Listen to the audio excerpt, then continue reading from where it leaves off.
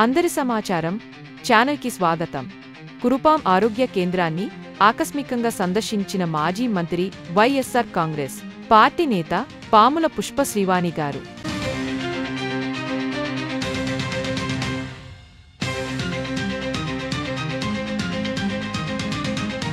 ఆమె చూసిన దృశ్యం కళ్ళకు కట్టిన కల కాదు, ఊహకందని నిజం.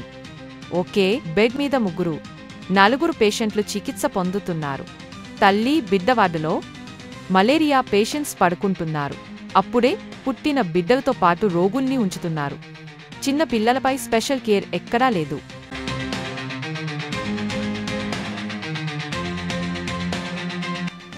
మలేరియా చికిత్స కోసం అవసరమైన ఆర్టెసినేట్ అనే డ్రగ్ హాస్పిటల్లో అందుబాటులో లేదు.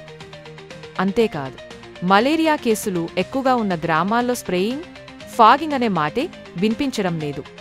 డిపార్ట్మెంట్ మానిటరింగ్ చేయడం లేదు.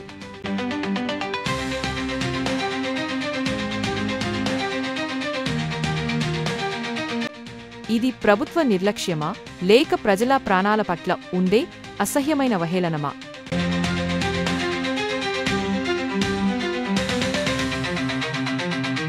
గత ప్రభుత్వంలో 3 కోట్లు వెచ్చించి కట్టిన అదనపు భవనం ఏడాది క్రితమే సిద్ధమైంది. కానీ ఇప్పటివరకు ప్రారంభించలేదు. ఎందుకు ప్రజల కోసం నిర్మించిన భవనాన్ని ప్రారంభించడం లేదు? ఎందుకు ప్రజలు ఇలా తల్లడిల్లుతున్నారు?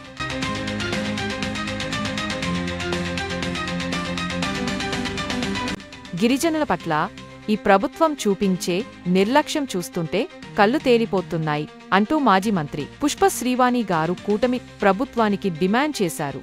ప్రజల ఆరోగ్యానికి ప్రాధాన్యత ఇవ్వాలని వెంటనే కలెక్టర్ మరియు అధికారులు స్పందించారని కోరుతున్నారు. మరిన్ని ఇంట్రెస్టింగ్ న్యూస్ అప్డేట్స్ కోసం మా అందరి సమాచారం ఛానల్ ను సబ్స్క్రైబ్ చేయండి.